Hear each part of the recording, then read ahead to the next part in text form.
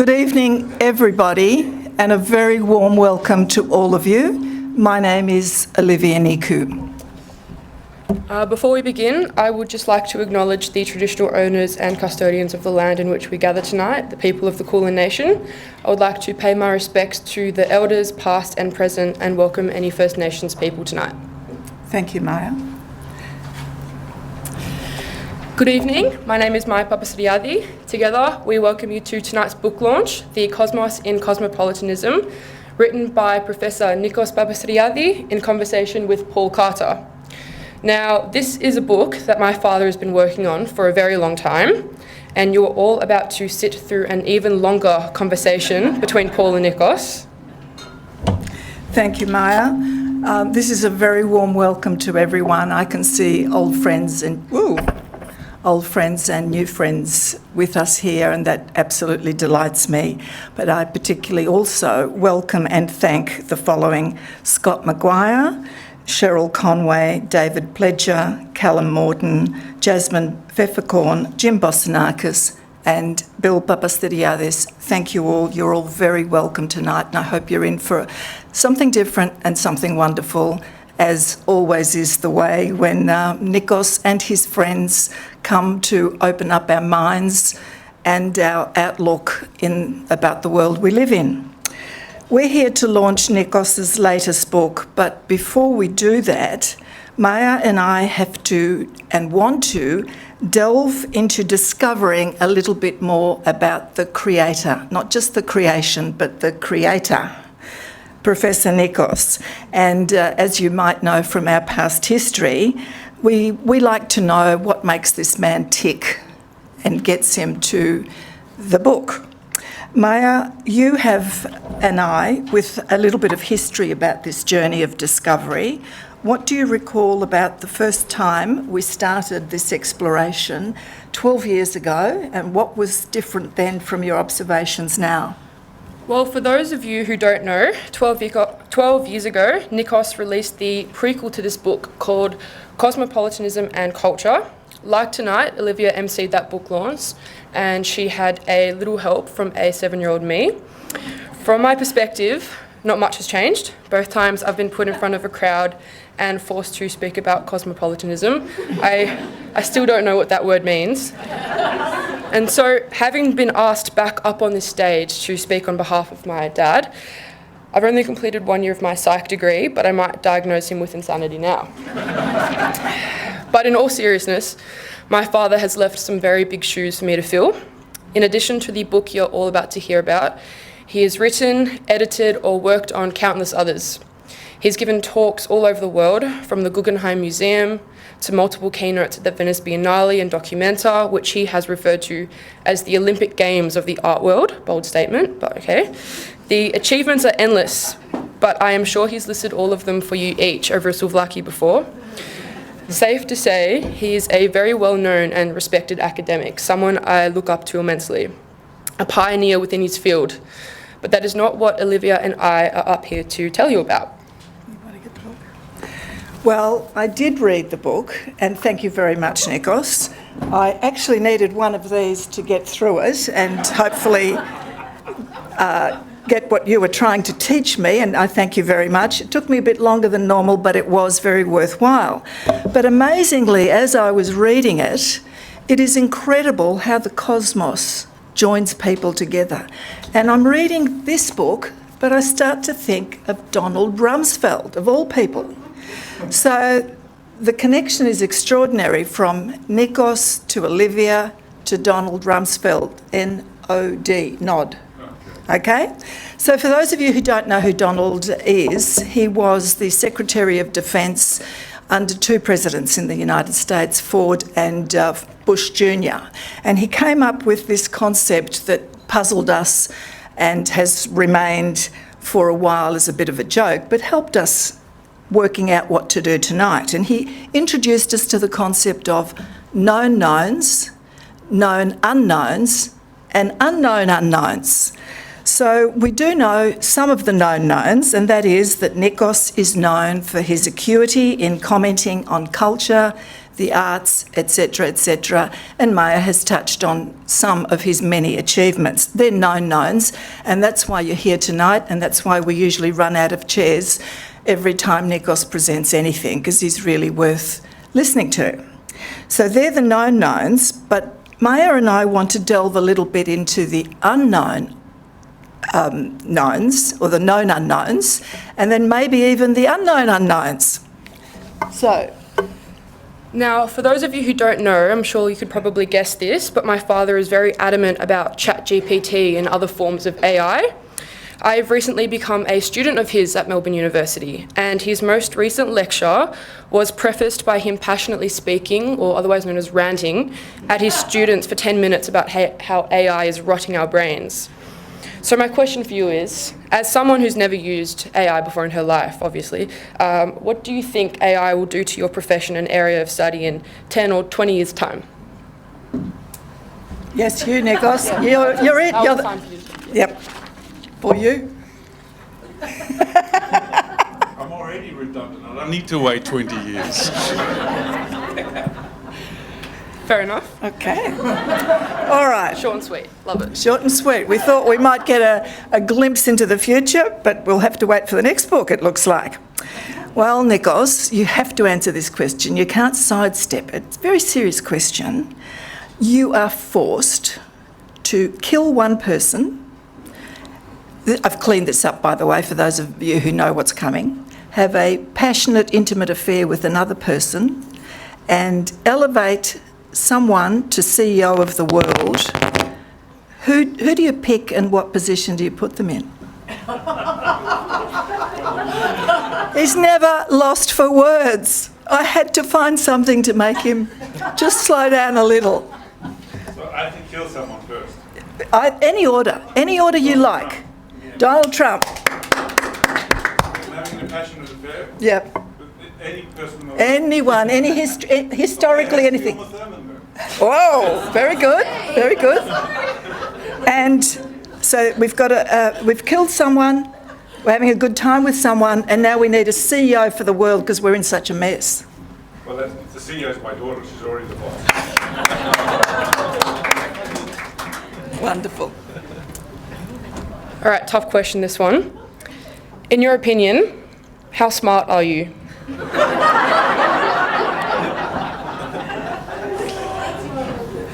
Nikos, you asked us up here. You knew what you were going to get. You knew it was never going to be boring. How smart am I? Yeah, in your own words, how smart are you? The reality is, I've been on a number of panels with Paul, and each time I speak on a panel with Paul, my brother says, when are you going to learn to talk like him? He is the smartest guy in the world. So I keep bringing him along in order that some of it will rub off. So I am not as smart as Paul is how smart I am. Thank you. And modest. Thank you, Nikos. Well, now that we know how smart you are, we want you to let us into a little secret of what is the stupidest thing you've ever done. All right. Asking you guys on stage, that's...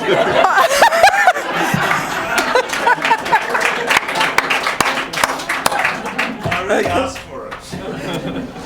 You were warned. Well, I'm sure you're all grateful to see the side of my father that maybe you don't know, or maybe you do.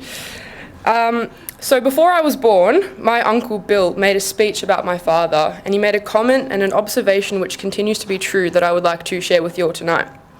Whenever Nikos gives a lecture, says a joke, or even just says hello, there is always a beginning, a middle, and another beginning. Because there is always an anecdote which reminds him of another anecdote that eventually led him to write this book and will hopefully lead him to make his final point, which he will repeat for you 3 times. And so being his daughter, and more recently a student of his subject, I feel like I am the most qualified person to give you some advice on how to get through this talk. It is with the utmost seriousness that I say, good luck. I hope you're sitting comfortable, and if he looks at you, just keep talking, keep nodding. He'll take the validation, he'll run with it. Your job as an audience member will officially be done. But in all seriousness, my dad asked Olyvia and up tonight with the intention of having a little fun, and you were all in time for a wonderful conversation between two very insightful academics.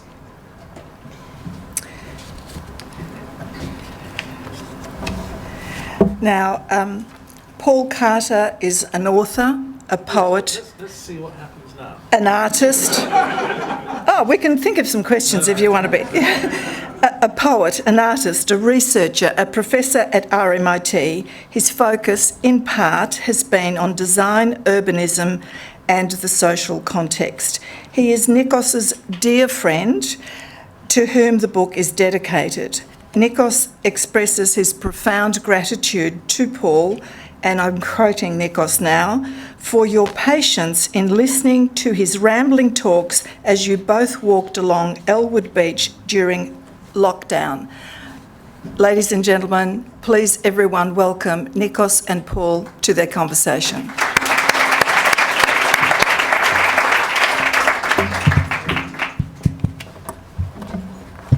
One of the interesting dimensions of this book is that it establishes a dialogue between what Nikos calls North and South.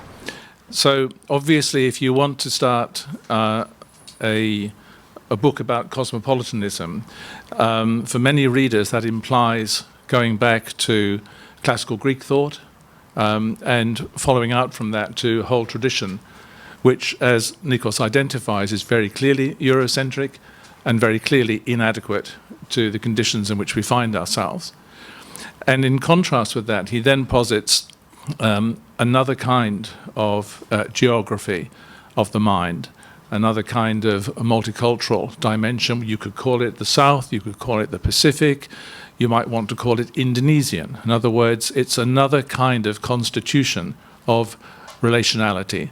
And in relationality, which we'll come to, Nikos talks specifically about the primary role of companionship.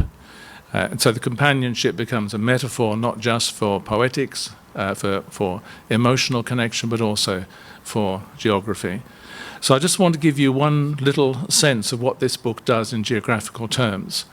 Because although it's located here in Melbourne, in the context of mythic and real geographies that stretch right across the country, which have indigenous foundations and multicultural overlays, and include such myths as the inland sea, let's talk about the other inland sea, the Mediterranean. Because what this book actually does very successfully is transpose the geography of the Mediterranean basin into an arc of thought. The Mediterranean basin is composed of peninsulas and islands, inland seas, seas within seas, and all of these are essential because they produce a multicultural diversity which is irreducible to one kind of homogeneity. It's the same with Nikos's mind. It's incapable of reducing what is complex to oversimplicity, but what it does take us on, and this book is exemplary in this regard, is on a voyage across those peninsulas from different perspectives, looking at different thinkers, interweaving into it his personal stories and history of migration, of consolidation, of return, the long, long dialogue he's had with Manchester in England.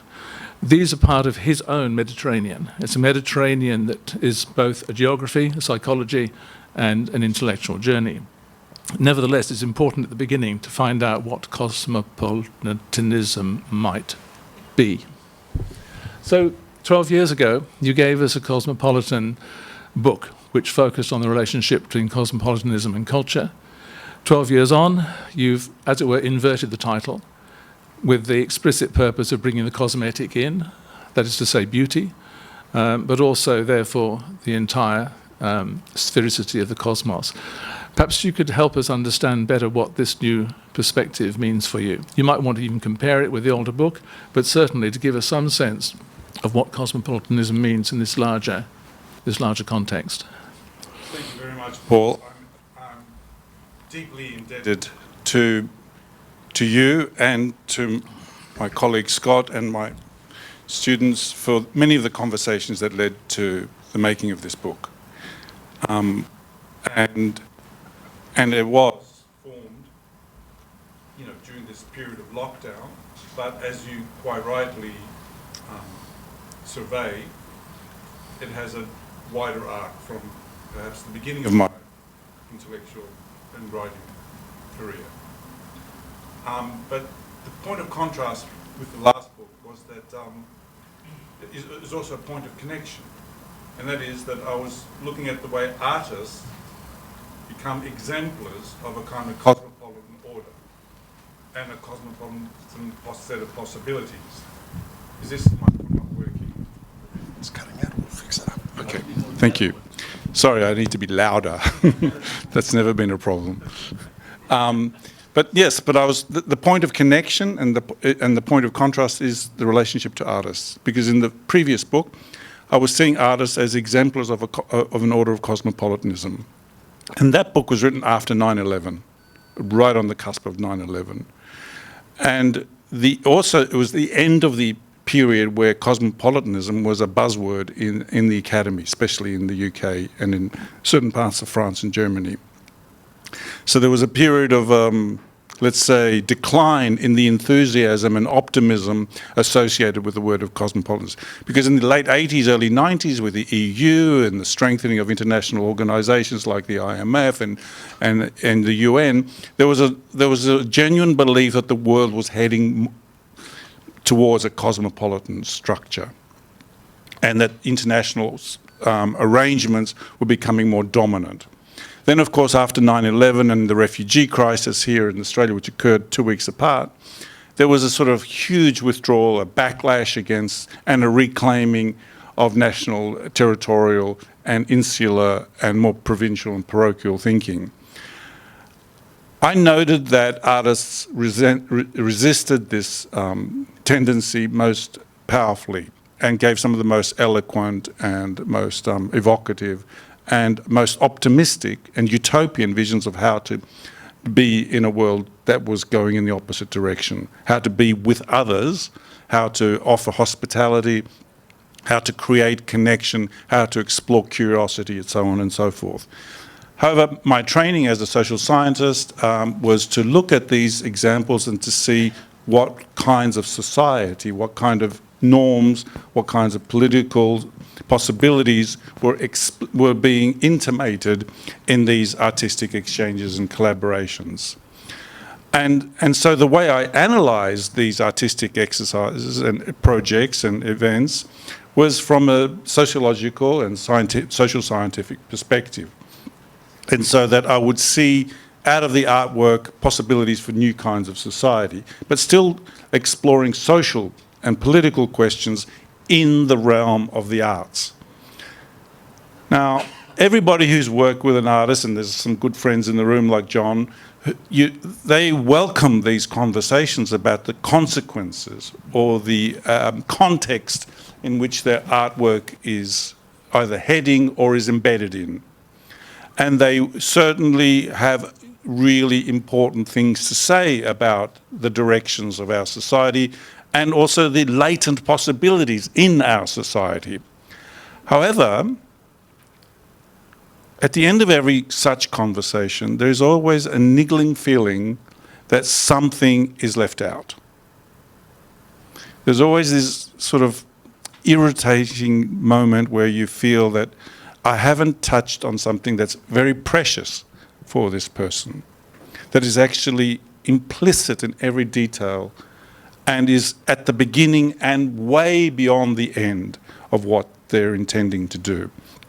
The other day I was having a dinner with another art historian called Terry Smith, and he was talking to me about the need in this rethinking of globalizations, how we think about the levels upon which art operates. And I said, you mean the macro and the micro and the need to perhaps put in intermediary zones? And he says, yes, something like this.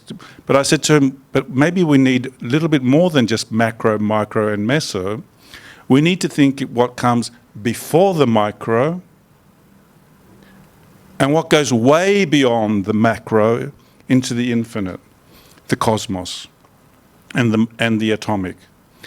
And so what I'm suggesting, that when we think about context for art, we often think about that in terms of a geopolitical or a socio or historical, some movement that's coming through. But in fact, for artists, there is something deeply fundamental and also vast that's also being intimated and intended. The deeply fundamental is something that's operating at the subatomic level, that your intuition, your vibrations of the body, the sensory alertness to certain possibilities, and the vastness is literally the cosmos. So many artists, when you say, where do you belong, and they don't say, they may say Australia, or they may even say St Kilda, but they also mean the cosmos, because they really feel that the eternal and the infinite is at the core of their being. So, yes, in a sense, I wanted to sort of find a way of addressing this fundamental and infinite possibility that is suggested when you have the conversations about art and cosmopolitanism. And yes, I did arc back to ancient Greece with all the reservations you mentioned, with all the senses that, gosh, you know, I'm going to get pilloried here because we're living in the era of the decolonial. But at the same time, I found a deeper affinity in the pre-Socratic scholars and the Hellenistic ones. And maybe we can talk about that in a sec.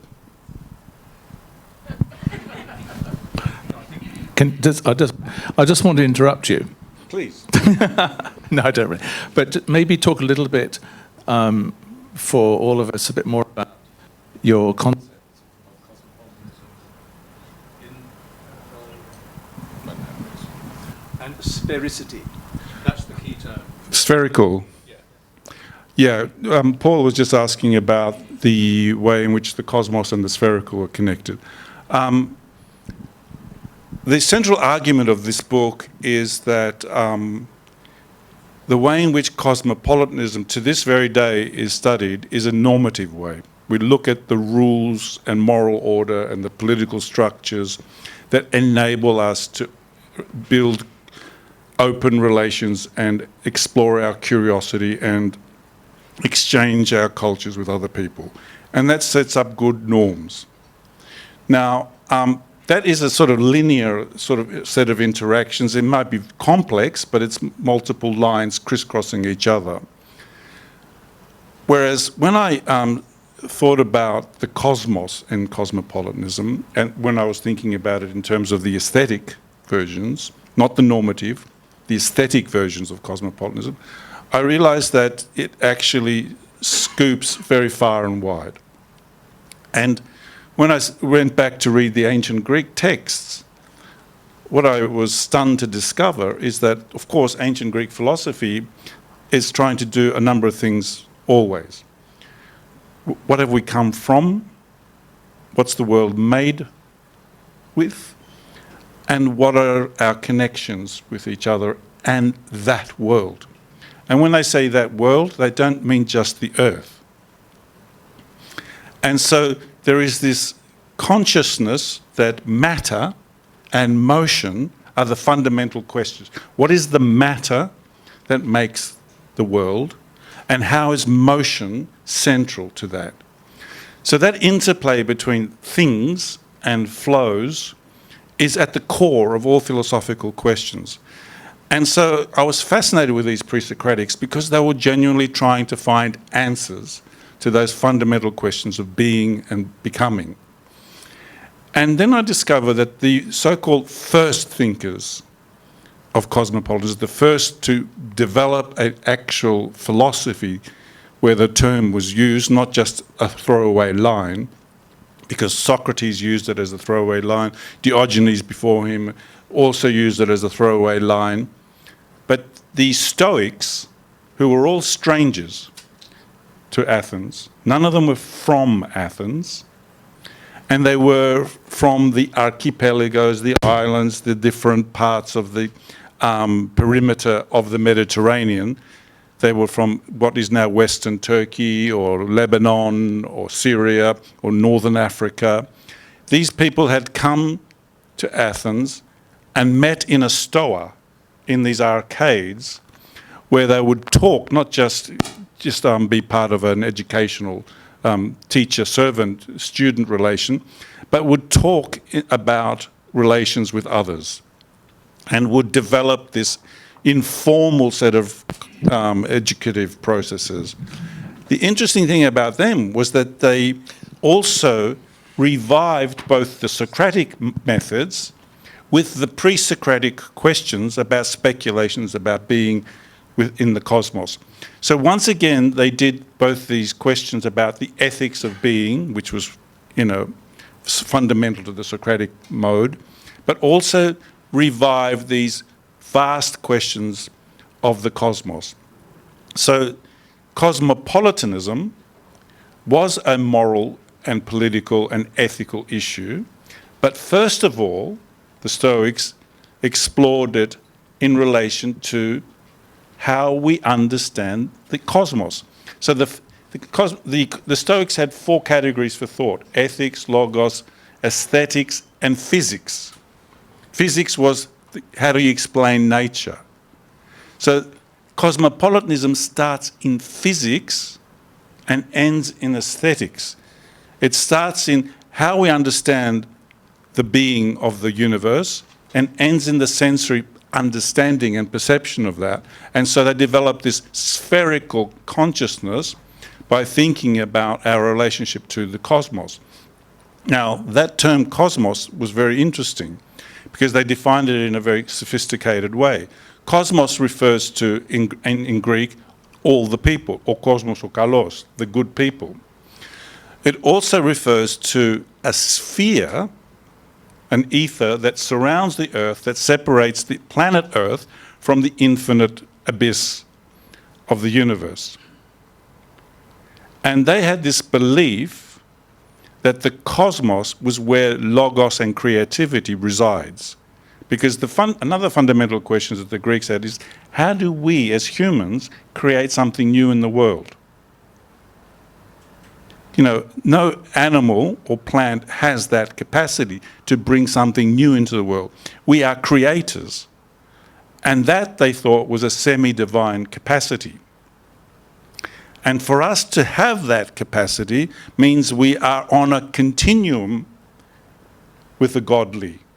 And that in itself is another beautiful and powerful idea, which inspired me enormously, to think that we are on a spectrum with the divine. Not subordinate to, which is what the Christian mythology builds, where slaves to God, doulos to Theou, right? But we are on a spectrum. And so they had this double notion of the cosmos, which is this sphere where logos and creativity resides, the eternal, the amalgamation of all the people. But then they said, how do we connect to this logos, to this sphere of the cosmos? And the connection is through the body. We are attuned to the cosmos. We're in the moment. When we are in the moment of creative thinking, we breathe in and make something beautiful. That's where, and so the word cosmetic, which Paul has already referred to, comes from cosmos. Because in the Odyssey and in the Iliad, the word is used regularly to refer to a beautiful order, an order that is attractive, that beckons the other, an order that is both hospitable and pleasing. So I wanted to ask you something about the mediation between these different levels of being, the cosmos as aesthesis, as an aesthetic proposition, and then what your book largely documents is the disappearance of that tradition and the focus increasingly on nomos, on the law, and very much on topics that you looked at deeply in your previous book. The question is this: you talk about the corporeal, but it seems, even from your example of the Stoics, which you very carefully describe as strangers coming from different parts of the Mediterranean, North Africa, the concept of hospitality as a mediating process. What is the eros, if you like? What is the logos of companionship, which in the very first sentence of the book you announce as the major defining feature of cosmopolitanism? Well, Yeah, I stress that companionship is the core. But companionship with what and whom? With everything. Because this is the point about the godly and the material, matter and the divine, is what we have companionship with. And so my argument of reclamation is also, my aim in this book is not just to reclaim an ancient Greek version of cosmopolitanism, but to align that with a new kind of decolonized version of cosmopolitanism. And I have a hope, and this is maybe aspirational rather than achieved, that this can be furthered in the work to come, which is the sense that as we begin to learn a new kind of indigenous version of being in the world, we will also discover that we have the capacity in our Western culture to find resources that can be in dialogue with that. And I don't think we'll find that from the Christian part of our, and I'll explain why in a sec. But I do think the pre-Socratics and the Stoics can give us some, not obviously all, the vocabulary and concepts and frameworks, but can give us some threads with which we can rebuild or create for the first time a dialogue with people who have preserved their own civilizational and cosmological and cosmopolitan values and aspirations and worldview. So my intention in a paradoxical way is not to build a sort of survey of the idea of cosmopolitanism so that we see from the ancient to the modern and the contemporary, but actually to loop the ancient into a dialogue with the decolonial version, with the indigenous perspectives, and so that we can see, because central to both the views of cosmopolitan that I'm describing is the spherical sense of being and belonging. I think it's a bit of a cliche, but that idea of spherical connection to land and country is all-embracing and very microscopic at the same time, yeah. So just to go back to the hospitality question, or the relationship between the stranger and the host, what I also learnt from your book was how you could see that quite differently. So instead of seeing it along a model where somebody is in the house and receives the stranger, which has been the dominant model, I suppose, of European charity, you describe another alternative where the act of receiving is the revelation of your experience of being in the house, which is not yours. And so you become a stranger at the very moment where you create that connection. And I would have thought that's an analysis that is very strongly brought out in your discussion of multiculturalism in this book, and indeed in relation to the question of being on indigenous country. That's spot on. Thank you very much, Paul, for picking up that point. And this is a disappointment I have with Derrida, because Derrida, like Kant, presupposes that hospitality is built on the pre-existence of the house and the master's control of entry and exit and the duration. I think there's a far more interesting model from Levinas, which is the encounter with the other being the point in which hospitality begins. And that encounter is both more fundamental and, as you say, much more spherical. And the interesting thing about in the Homeric accounts of hospitality, which I'm also reclaiming, is the house is secondary, utterly secondary. Bodily encounters are primary. Bodily encounter of the stranger with each other, the opportunity for the stranger to cleanse themselves first, to offer some prayer, to wash, then the exchange of food, then narrative begins. The house is irrelevant in any of these encounters. I mean, in some of the cases of hospitality, of course, it's much more venal and cannibalistic and aggressive, but the classic and most utopian versions occur in a hut or on the edge of a building. And the essence of the hospitality is this transition from cleansing, offering prayer, exchanging food, so allowing the body to settle. Once the body has settled, then conversation begins, and the host will ask the stranger, where have you come from? What have you visited? Where are you heading to? Who are your people?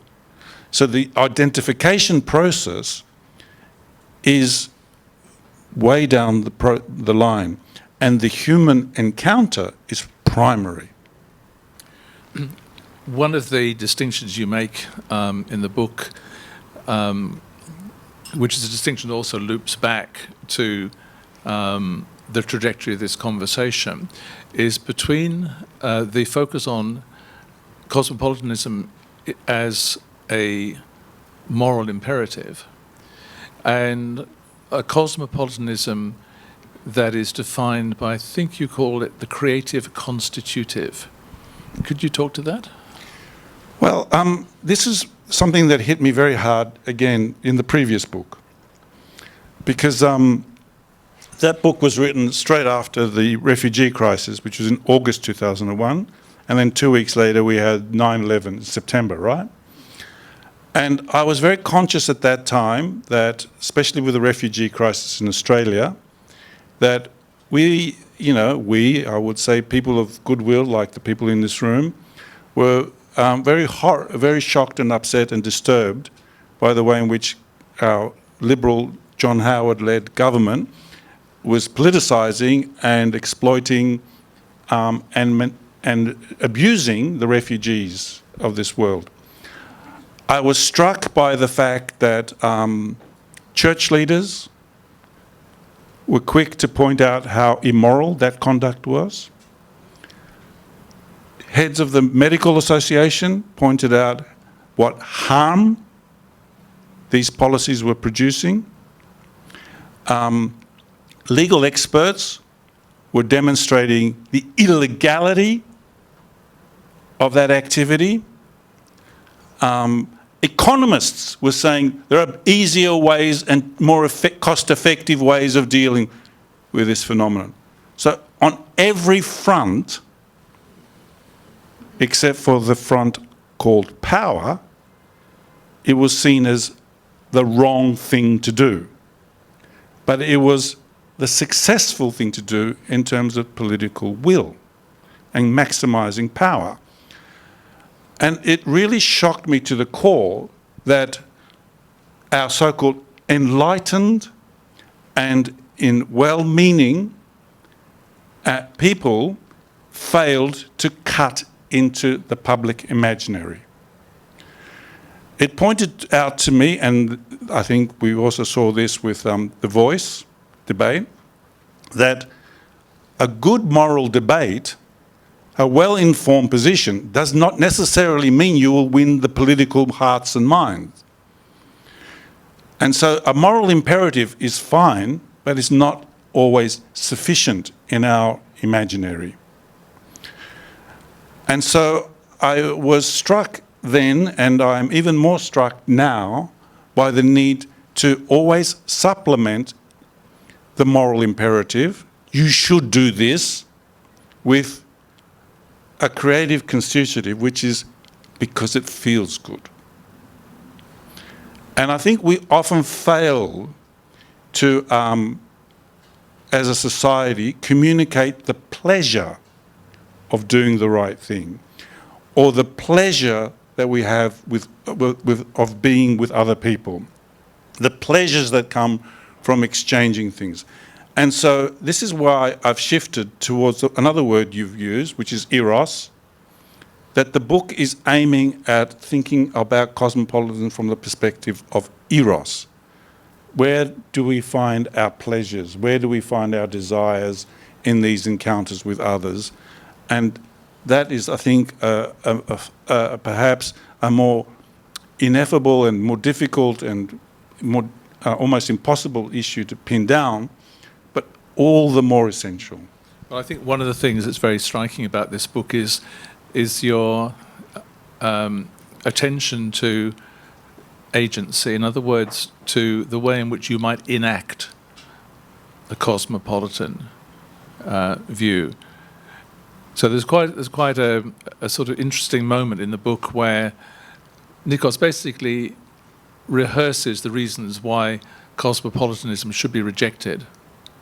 It's vacuous, it's utopian, it homogenizes, and one might put as a footnote in the context of identity politics, it's anathema to being different. So he rehearses that counter-argument, and what is exciting, especially in the latter half of the book, where the issue of this strange phrase, the creative constitutive, I don't know where it came from, but anyway, there it is, emerges. It's absolutely about personal agency, creative agency, not being confined to professional artists, but being a kind of a citizen art. And this is something that does transcend the normative. It allows for a heterogeneity of community and of the diverse expression of eros, symbolically, transactionally, and so on. So I wanted just to bring you back, if I might, to the question I asked you before, and that is how you would characterize cosmopolitanism as a world view going forward. Because your last point was that we want to try and change things. How in your estimation, would the redefinition of this manifest itself? Well, I think the key point is what kind of agency we're prepared to hold in terms of this worldview and going forward. Because if we are really serious about owning a spherical sense of imaginary, a spherical sense of belonging, a spherical sense of consciousness, and a spherical agency, then my agency is not just about my impact on you or even to this community, but my agency is in everything. My breath, my connection to the cosmos, everything is all implicated in each other. And so if we are to take this, and this is where the beauty of that, this idea of the ancient Greek, and this is where it may be able to think about how it loops into the decolonial and indigenous, is that they said if you really are a cosmopolitan subject, you have all the wisdom you need to live going forward.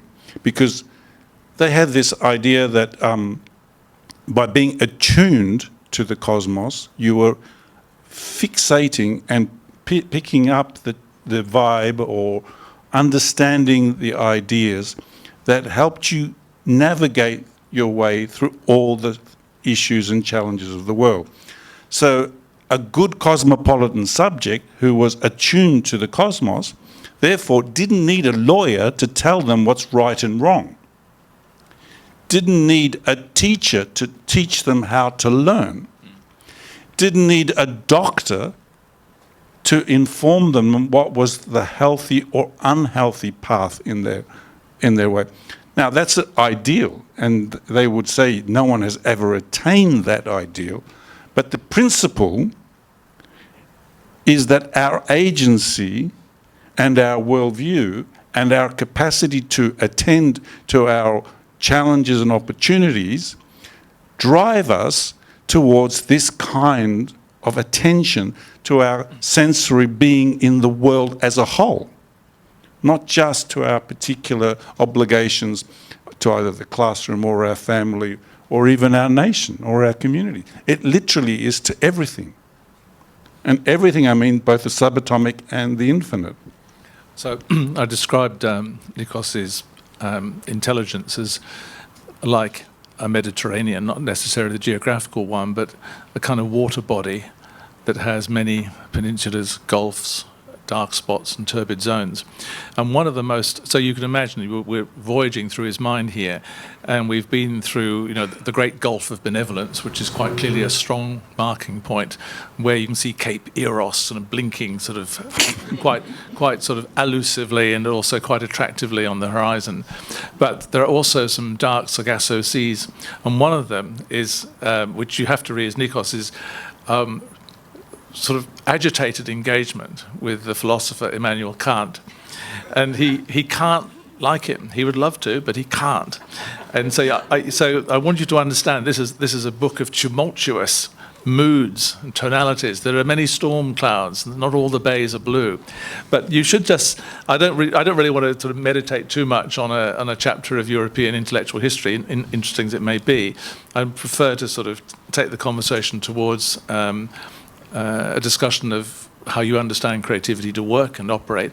But you should say a word about your encounter with Kant. Kant, I should say, by the way, was not a Mediterranean chap. And the thing I remember about him is he used to go out for a walk every afternoon, and somebody who really know Kant will correct me.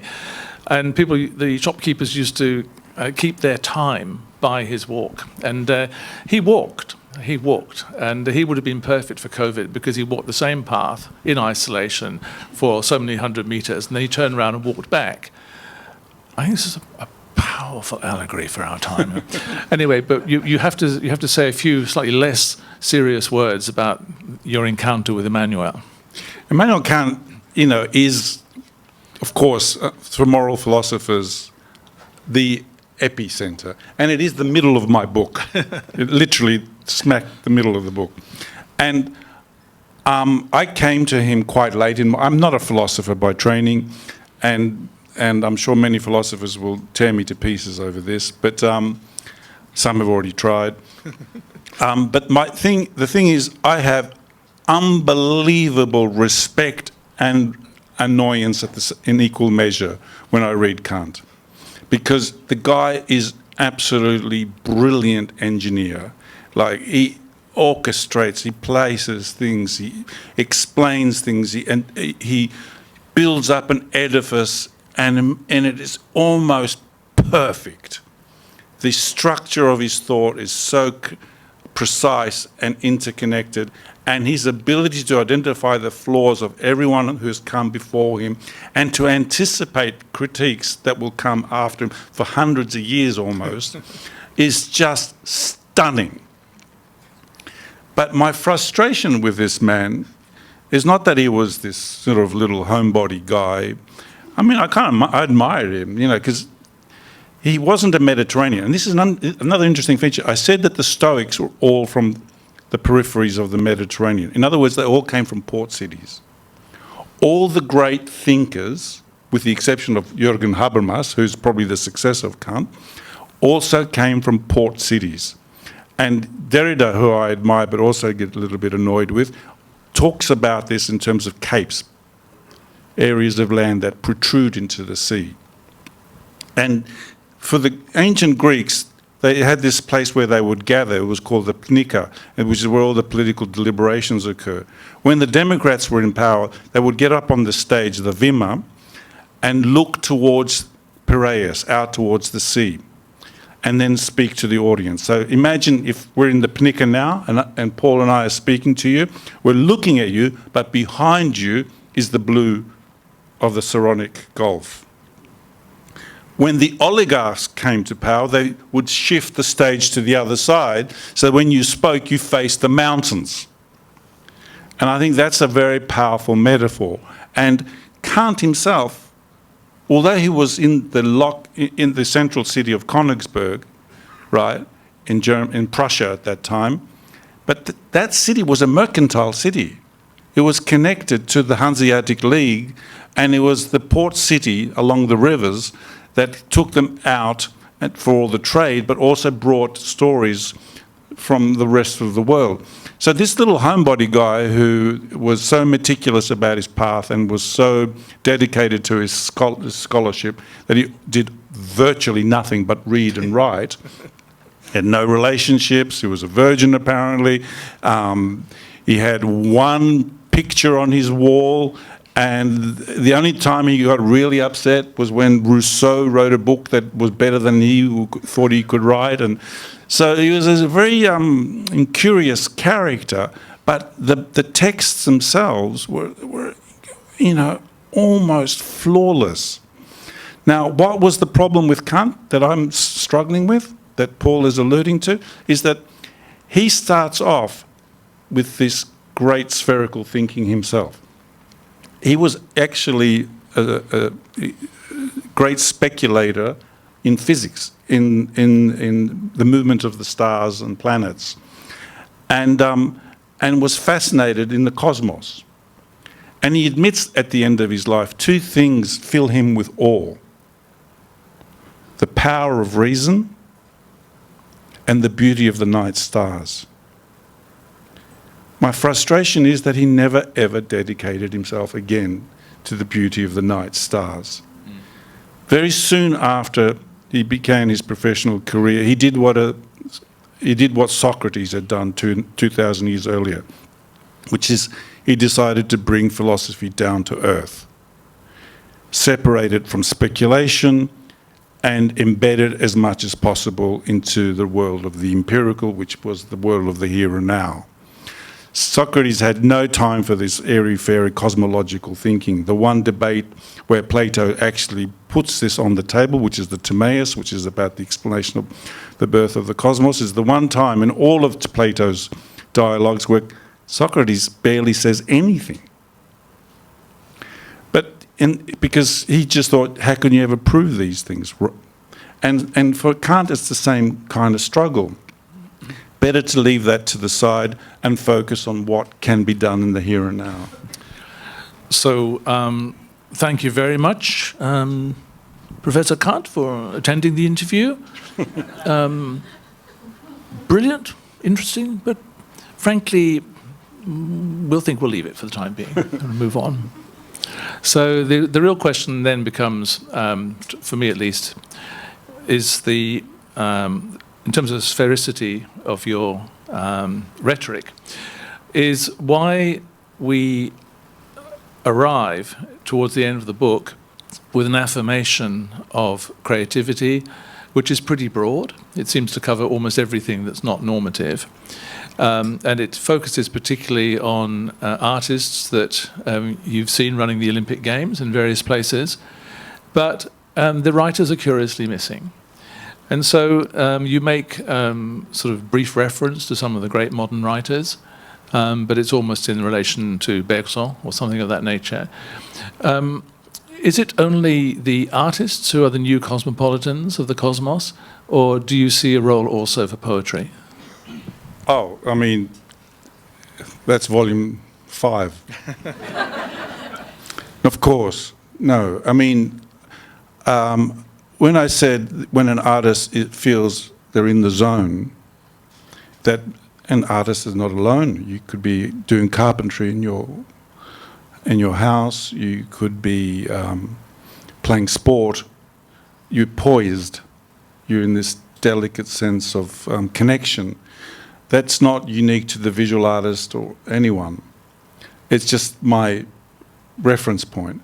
But as you said, I make some very minor intrusions into some poets and like Seferis and writers, and I refer to Bergson as well. I would have gladly dedicated more time to William and Henry James, the two brothers, because they have this exquisite capacity to combine the prosaic with the profound, the simple with the complex, the personal with the social, and I love that interplay that those kinds of writers can produce, and in that oscillation, I think you actually see both the specific and the cosmic weaving itself in each other. I think another writer, H.G. Wells, who I mentioned, sums up, in a way, provides one of the credos for my book. H.G. Wells says, how is it this idea of cosmopolitanism still exists? There is no evidence of it ever being built. There's no city that we have, no archaeologist has ever found a space that says, here is a moment where cosmopolitanism can be found. Here is the evidence of this phenomenon, But, says H.G. Wells, how is it also that in every generation, every epoch, every civilization, the idea not just resurfaces, but remains? So this paradox, never been built, but always there, I think is a phenomenally interesting paradox. It's not so much a paradox to me, I think it's an expression of the limitations of our conceptual apparatus. Nikos, I just want to bring back the conversation to another strand of your thought, and it's a conversation about multiculturalism, about a particular period of literary and political activism and its legacy. But just to ask you how you build your dialogue between your writing on multicultural politics and poetics and your reclamation of cosmopolitanism. Do you see them as congenial, working together, or do you see them at odds with each other? That's a really good question, and it's often posed, those two are often posed as at least separate and sometimes as in conflict. I actually see them on a spectrum because the moment of multiculturalism that fascinates me is the pre-multicultural, the cosmopolitan moment. Because, of course, we all know what multiculturalism is in this room, because this is one of the buildings, in fact, where the idea was pioneered. But I won't go into that history right now. But the point is that it was there to support communities retain and develop their own cultural identity, give them a sense of dignity, give them a better access to resources, give them a sense that they can contribute more fulsomely and benefit more directly from the society in which they're embedded in. So minority communities used multiculturalism as a way of claiming identity, but also demonstrating their validity and having better access to the resources and services of that society that they, in fact, contributing and shaping. Now, that's a perfectly valid and an historically vital moment, and it's one of our great contributions to the world that Australia has pioneered this. It's completely civilizationally significant to the globe. But what fascinates me is that these early activists quite often were artists, and people like Joe Lobianco is in the room, and Andonis who are researching in this, they can question or even testify to this, is that those early activists were not just thinking about their local community, even if they often said that that's what they were doing.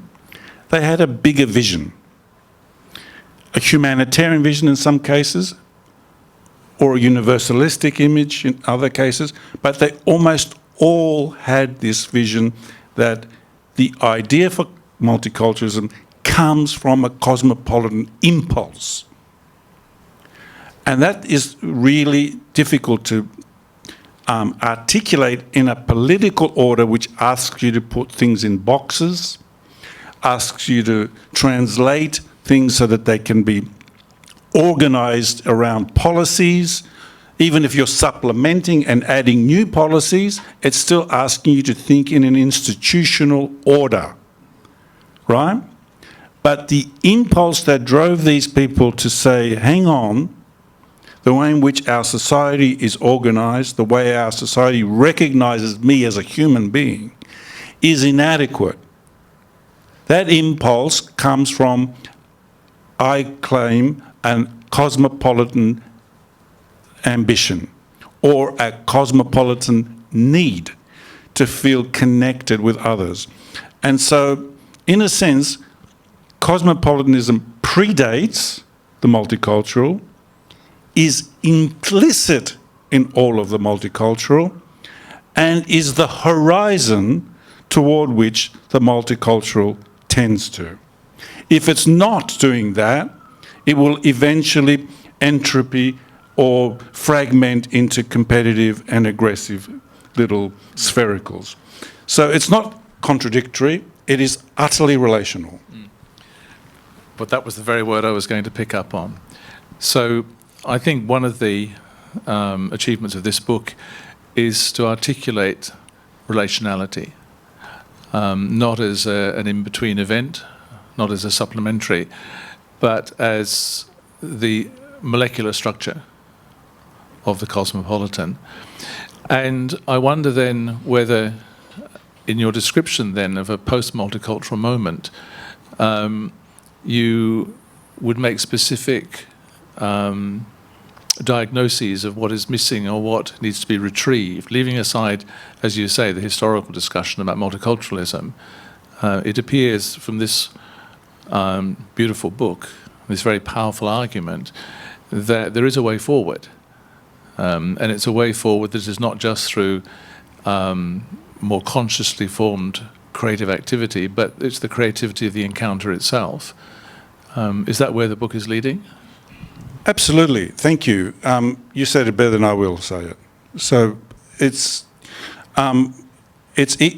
I received an email just the other day from someone asking me to write an endorsement on a book about cosmopolitanism. It's almost, and so it was almost like this apology saying, in this time, how can anyone endorse cosmopolitanism? And I said, well, yeah, it's dark times. Yes, we are living through very hostile and aggressive, but there's always something like that happening somewhere in the world. But you might want to put in there that hostility itself is connected etymologically with hospes, and so yes, they go together. Hospitality and hostility, that's one of the ingenious moves that Derrida made when he joined hospitality and hospitality. Awful word, but nevertheless, there we have it. But the point, however, is that, is cosmopolitanism going to shrink and disappear because the geopolitics of our era are tending towards more conflict? Or is this exactly the time when dialogue, curiosity, love for each other is going to drive us to say, enough, pause, let's consider another option? And I genuinely believe, whatever the conflict, there's always a third path. And that third path is a path where the two positions meet, not to reinforce each other or even to inform each other of their respective differences, but in the moment of that encounter, to allow something new to come into being. As two people come into being, the beauty is not that I will extract something from that person or I will project something into that person, but the vibration between us leads us to make something that was neither there nor even imagined to be there before. And I firmly believe that is always the possibility of our human order. Yeah. The other thing I wanted to just to share, it's not really a question to you, it's really, I suppose, a kind of refraction of what I'm sure many people are feeling in the room, is that your own journey as a writer, as a teacher, and obviously as an intellectual who is listened to on many stages across the world these days, is also exemplary because it is cosmopolitan in its attitude towards the others, towards knowledge. You are, as this book demonstrates, open to keeping the conversation going back over already claimed ground. It's not about invasion, it's not about the pretense of original discovery always. It's about going back and listening intelligently and carefully in a way, because of the accessible writing, that allows all of us to go on that journey with you And so when we were having our comic introduction, you were introduced very respectfully as a significant senior academic, which you are. But because that word tends to have a kind of edge to it, it's also time to say that you give to the academy back its lustre, its relevance to public debate. You've never hidden behind sort of the walls of either institutional authority or certainly the abstraction of phraseology that means next to nothing. So I just wanted to pay that tribute to you. You've been exemplary in this community, not least in this building, through family and friends, but to all of us who've learnt from you a great deal, not just about particular topics of intellectual, moral, and of course political importance, but also as an example of how to behave in a civilized way across very, very complex fields of debate, genuine, incommensurable difference. You always provided a way forward. But unfortunately, a little bit like Ulysses, you've tended to linger on too many beaches too long. But I wanted, if I might, to ask you to read something from this wonderful book so that we can hear the voice reconnected to the artist. Thank you very much, Paul. I don't know what to say about. All I can say is when I'm in the group of strangers, that's when I'm most happy. I was going to use that quotation, but I thought it was a bit gratuitous here. If it's okay, I'll read a short passage from the conclusion of the book. It's just a few pages, but it's right at the end. As the plane descended on my first nocturnal flight, I pondered on the symmetry between the city lights and the heavenly stars.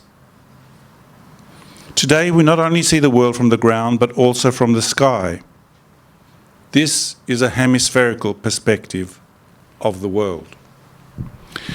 In 1961, the Soviet cosmonaut Yuri Gagarin orbited the Earth and was the first to see it as a globe. On Christmas Eve in 1968, the American astronauts from Apollo 8 looped around the dark side of the moon. They were temporarily without any radio and visual contact with the Earth. Never before had any human gone beyond the sensory reach of our planet. They, the astronauts, were suspended in the infinity of space without the earthly reference. In this sublime moment, the astronauts reached deep into their own civilizational archive of cosmic explanations. William Anders, James Lovell, and Frank Borman took it in turns to read the opening passages of Genesis. In the beginning, God created heaven and earth. Democracy is a system of government of and for the demos, the people. The demos were defined according to their attachments to a particular parcel of land. Whether we face the polis or the cosmos, the land or the sea, is a matter of importance, because here I've just given an example of the switching of the Vima. Because in the beginning of this book, the 2020 pandemic, the unleashing of the pandemon or the pandemos, that's when I began to think of the cosmos in cosmopolitanism. For the past 30 years, I'd been writing on culture in the context of mobility and displacement. I had been engaged in the discourses on modernity, exile, diaspora, multiculturalism and migration. I'd also been active in these debates about art and everything else that we've just spoken about. But what was I trying to do that was different? I was trying to find a new starting point, trying to find how the cosmopolitan imaginary might be rebuilt, not from the moral, but from the eros of aesthetics. And this is where this book begins. And this is where I've tried to create a new dialogue with art and philosophy. But the origins of this book have been with me for much longer, surfacing in conversations and stop-starting in countless essays. I heard it in the soaring chorus of the song sung by Nikos Papastergiadis, Αυτός ο κόσμος ο καλός, this world, the beautiful one. I felt it in my father's plea to be more charitable, για τον καημένο κοσμάκι, toward the refugees, the burnt ones. From my childhood, I also recall a warm summer night when my cousin Anastasios and I walked beyond the frontiers of our neighborhood and came to a major junction. He pointed to a large building on the other side and informed me that it was a university. I stared across and upwards to the stars of the cosmos and the universe. George Seferis, the poet, diplomat, and Nobel Prize winner, claimed that traces of classical philosophy and design were interwoven into folkloric wisdom and contemporary domestic arrangements. He glimpsed a world in which the nature that was here and the cosmos that was out there were both driven by mutual forces. Greek peasants, he said, gave the measure to their lives as they participated in the movement of these mysterious forces. Philip Sherard, a critic of Greek modernist literature, also noted the perdurance of the cosmic arc stretching from the time of Pythagoras to the life world of my father. For these people, he said, the natural world was not an object suitable for experiment, analysis, and exploitation. It possessed a richness and a dignity which came from his or her sense of participation in the movement of these forces.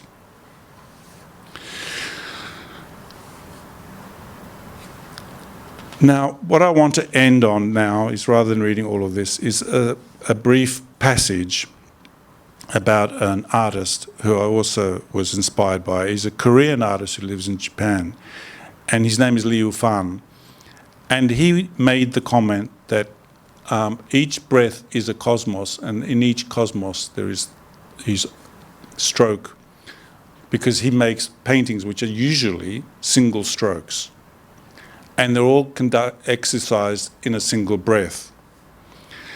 And when he says each breath a stroke, each stroke a cosmos, most of us critics and scholars love to hear these phrases but don't know what to make of them. So my challenge to myself, and from this book onwards, is what do we make of these phrases? How do we take them seriously? What vocabulary, what critical and conceptual frameworks do we need to build in order for these aesthetic moments, which have this big bang moment in them, to be real? How do we, as I say, zooming into the aesthetics and zooming out into the politics of cosmopolitan, begin a dance with chaos and order? Because if the process of creation is acknowledged, it is usually explained as a driver that exists in the artist's psyche or in the product of the social context. The artist's claim of connecting creation and cosmos is thus left hanging, either glossed with political condescension or crucified through derisive debunking. And perhaps this is what Nietzsche called the raging dissonance between art and truth. Cosmopolitanism also carries an ambivalent set of association. It is routinely celebrated as the ultimate moral goal and elevated as the pinnacle of cultural sophistication. However, it is in equal measure either dismissed as a hollow ancient ideal that has no relevance for the modern world, or exposed as part of the ideological smokescreens that hide the evils of globalization. Despite these blunt rejections and stigmatic associations, the idea of human fellowship and cosmic companionship continues to not only inspire, but also shape the lives of people. While Nelson Mandela was imprisoned on Robben Island, he drew inspiration from the book by Marcus Aurelius called Meditations, still in your bathroom. Marcus Aurelius was both emperor of Rome and a Stoic philosopher. In the Meditations, He reflected on the value of his life from the aerial perspective of the cosmos. In its most fundamental terms, cosmopolitanism proclaims a form of belonging that is free of the boundaries and is open to a sensory connection with the whole of the cosmos. This, to me, remains a noble idea, and it should never be dismissed as fanciful distraction or conflated with the excesses of terrorism or neoliberalism. Thank you very much. And now I hand it back to the wonderful ladies, Olyvia and Maya.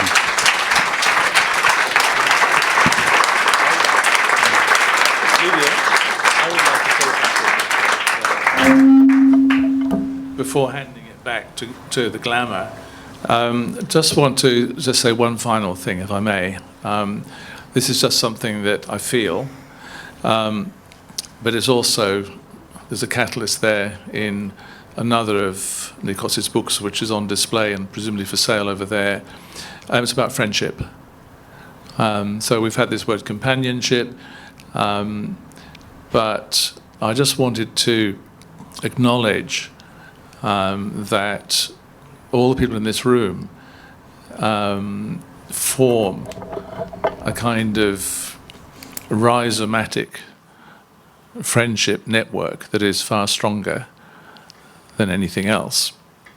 And in these difficult times, that should be honoured. Nikos wouldn't be able to do his work if it were not for the support that you give him. And this statement applies to all of us looking into each other's eyes.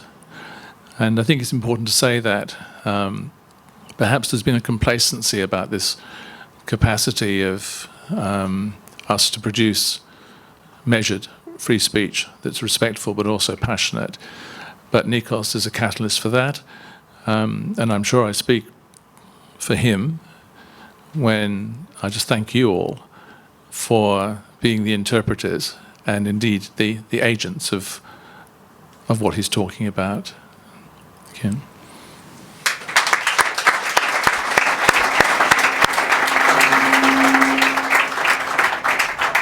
On behalf of everybody here tonight, I want to very sincerely thank you, Paul, and you, Nikos, for a very rewarding hour and a bit or whatever it was. It went very quickly. Thank you for the deep dive into serious issues that reward us. I mean that from the heart.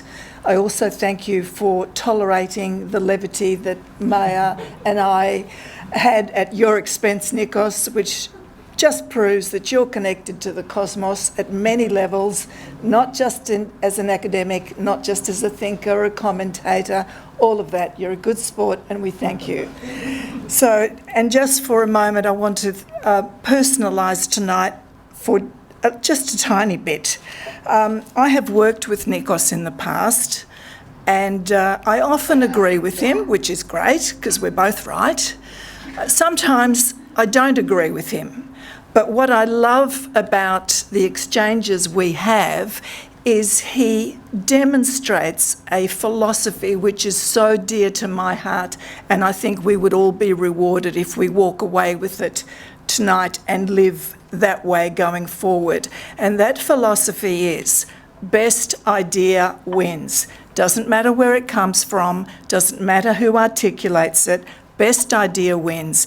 And I have observed Nikos firsthand listen respectfully to other people's ideas, weigh it up fearlessly, and that word fearlessly is very important, and we're indebted to both of you because I get a feeling that you're both fearless and the world needs that, and you're not beholden to anyone. You help us and you step up, and you've helped us tonight. You help us with your work, both of you. So that is very enriching. So I hope both of you live long and well and help us to be critical thinkers. At a time when some things are frivolous, we need a bit of this, and we need a bit of levity, but we need it all. It's all connected to the cosmos, isn't it? That's how I understand it anyway. Now, after Maya says a few words, please enjoy the books that are available. In fact, there are 2 for $60. And also stay with us for a bite to eat and something to drink, and mull over what you've absorbed and hopefully very enjoyed tonight. Thank you very much, and thanks everybody.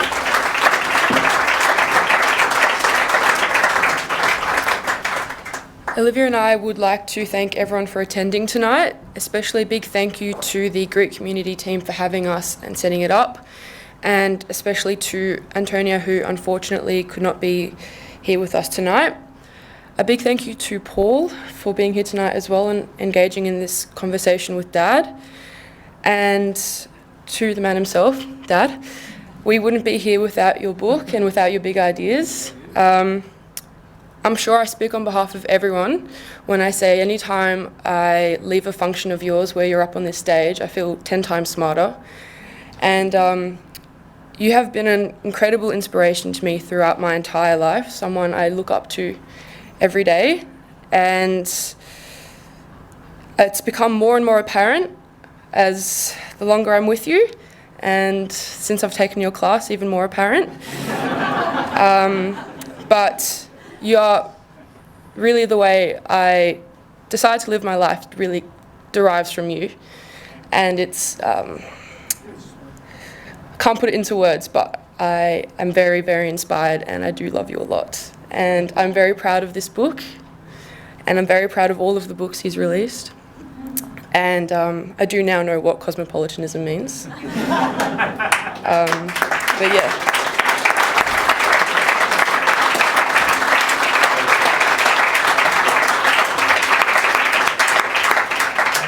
Thank you, everyone. Go safely.